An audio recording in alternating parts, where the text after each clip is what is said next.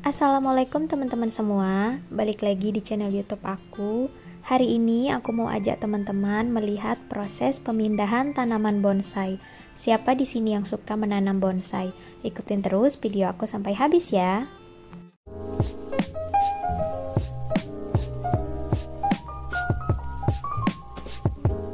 Adakah di sini teman-teman yang suka menanam bonsai? Menanam pohon bonsai termasuk juga seni karena membutuhkan kreativitas dan juga kesabaran.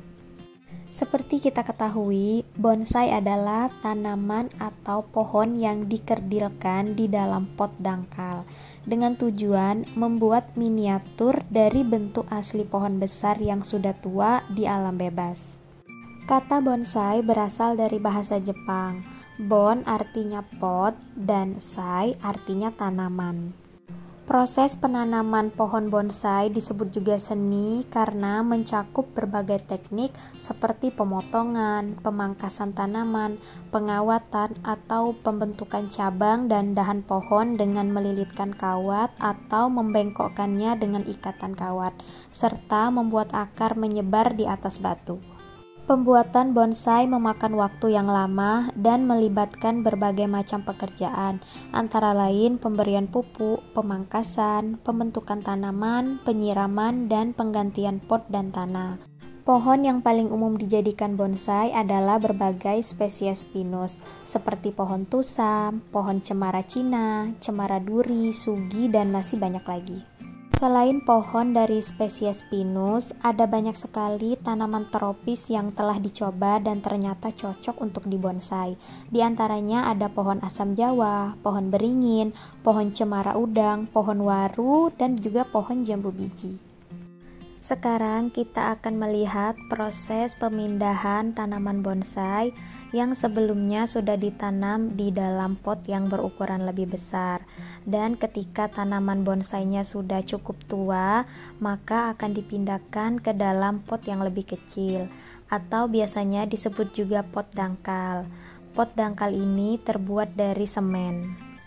Untuk tanaman bonsai yang sudah berukuran cukup besar seperti ini, biasanya untuk mengeluarkan dari dalam pot yang lama membutuhkan bantuan beberapa orang karena lumayan sulit karena akar sudah cukup besar.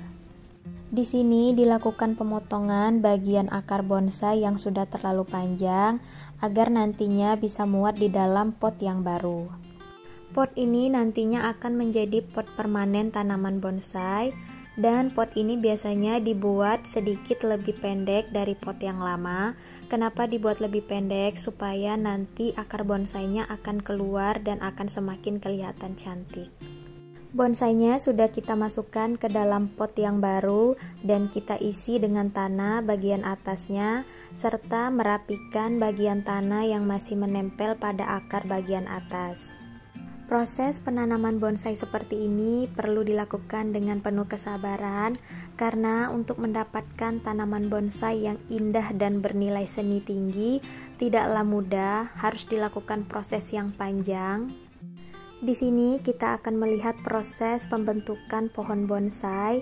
Pohon bonsainya akan dipahat seperti ini. Proses pemahatan tanaman bonsai tidak dilakukan dengan sembarang, tetapi memerlukan teknik khusus. Teknik pemahatan harus mengikuti pola batang yang sudah terbentuk secara alami. Proses pemahatan tanaman bonsai ini haruslah dilakukan oleh orang yang sudah ahli dan mengerti proses dan teknik pemahatan pada tanaman bonsai agar hasilnya nanti terlihat alami dan tidak merusak batang bonsai. Tanaman bonsai yang indah akan memiliki nilai seni yang tinggi dan juga nilai jual yang tinggi. Bisa juga dijadikan ide bisnis buat teman-teman.